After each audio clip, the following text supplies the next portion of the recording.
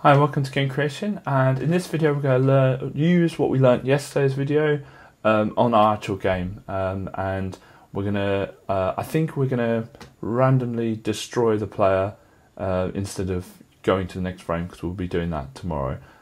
So let's get started.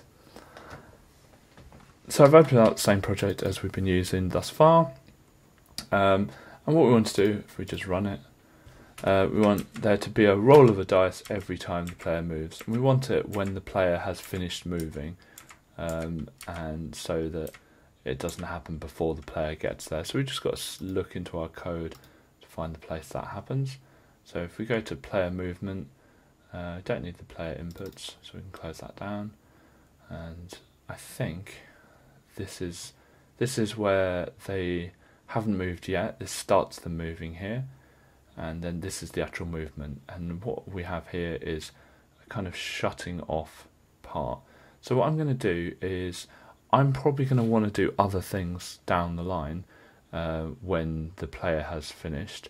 So what I'm going to do is just have a fast loop here that is written on this event here, saying, you know, player has stopped moving, that just fires the once, instead of having to come back here and, you know, copy and paste it 4 times. We're just going to have a fast loop that all it does is says, yep, the player's finished moving, either up, down, left or right. What do you want to do? So we're going to click on the wrong thing. So fast loop, start loop, player has stopped moving. And this will only be fired once. So it's a fast loop that is only the once. And these ones here are the ones that set the moving off, so they have finished moving. And then we're going to start on loop, which I can't seem to do. I wonder why. Oh, that's because that's every 1/100th of a second. So do it out here. It's clever, it doesn't let you do it. Clickteam is always surprising me, fixing my bugs. So, and all we're going to do here is start another loop. And we're going to say random battle, if I can spell it.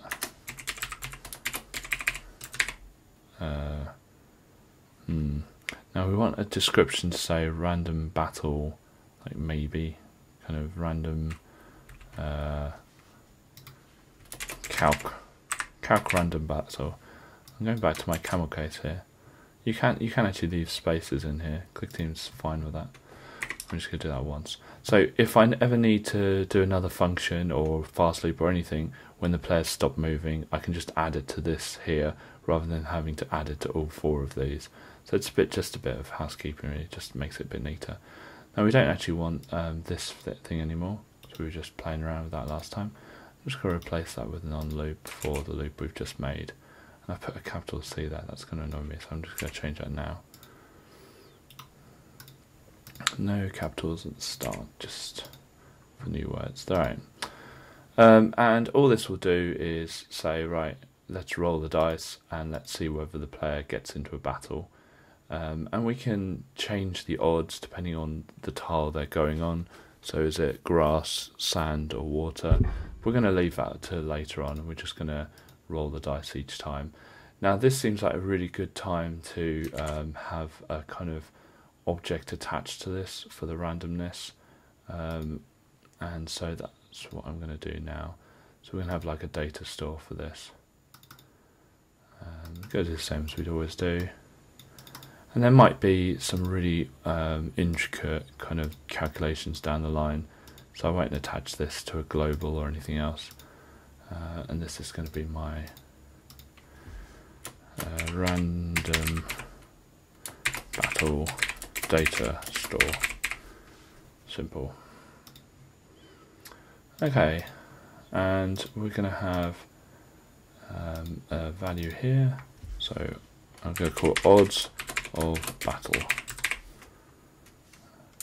And I might want to do specific ones later on, so I'm just going to call this main odds of battle.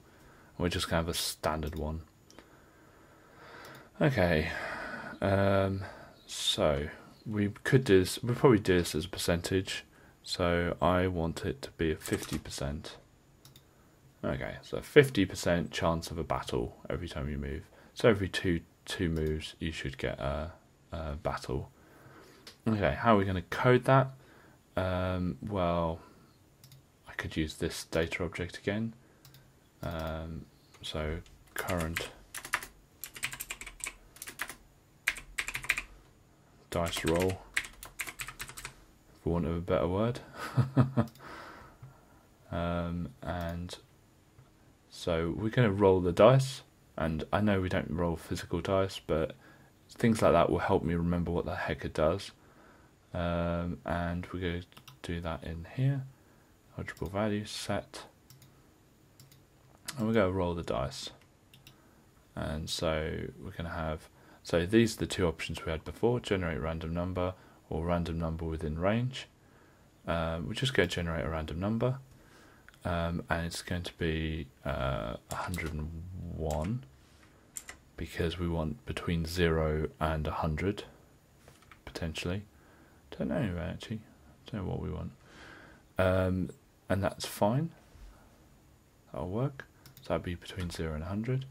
And probably a better way of doing it is what we said before. So show the minimum and show the maximum. Like that. So between 0 and 100.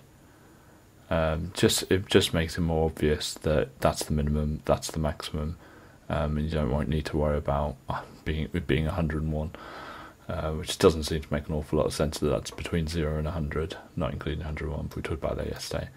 Okay, so we've rolled the dice.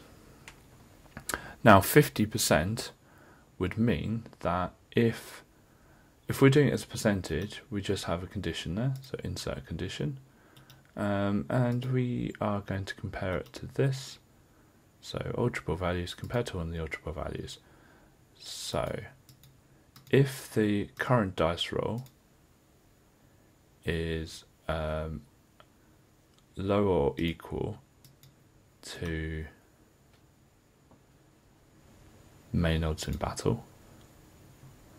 So let's have a think about the logic here. This will give us a number between 0 and 100. If that number, say that number is 75, if that's lower or equal to this number, which is 50, we've set it at the moment, then random battle. Okay, let's see how that works. And we're just going to destroy the player, just so we can see what happens. Let's just run this now. So, oh, works straight away. Now it shouldn't work every time, so this is getting me worried. So let's just let's open that active, which hopefully we've got loads of actives. Okay, and let's have a look at the algebra values. So the dice roll is 0, 43, 45, 19, 37.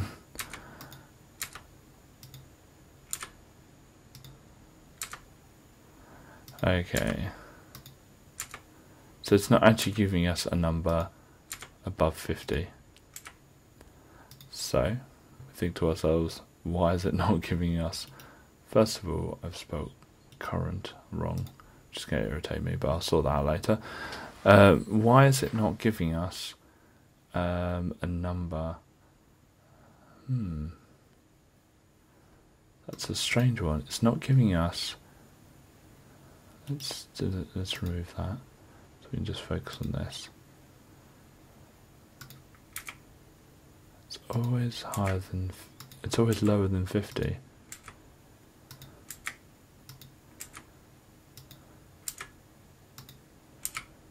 That's very strange. It seems to always be lower than 50. It kind of jumps and then goes to something else. Let's have a think about our logic. So we're only doing this the once, I believe. Calculate random battle 1 times. Do these only? Maybe these are firing loads and loads.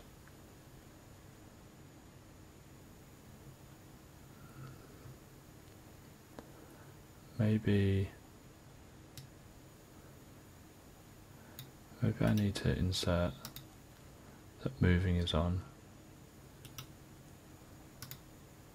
If I've got two identical data store colours, it's not very good. Is flag on.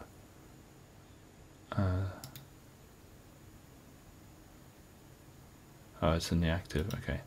Let's insert. And the flags is flag on, moving. Let's just check that. There we are, that seems to fix it. I think it was just rolling a lot, and inevitably, there we go. Perfect. Seems to be still really high though. This is the problem. There's no such thing as truly random numbers, and you'll find even with these numbers, you get like almost impossible odds where it's like above 50. Like here, the chance of this happening is really like slim. But there's one there. Okay, so we want to lower the odds. Because I think it would get a bit tedious if the player battles every step they make. So if we make it like 30%, let's just see if that makes a difference. And I'm sure those of you astute with mathematics will know that it's not exactly 30%. There's 101 numbers. It's good enough. It's 100 jumps. Right.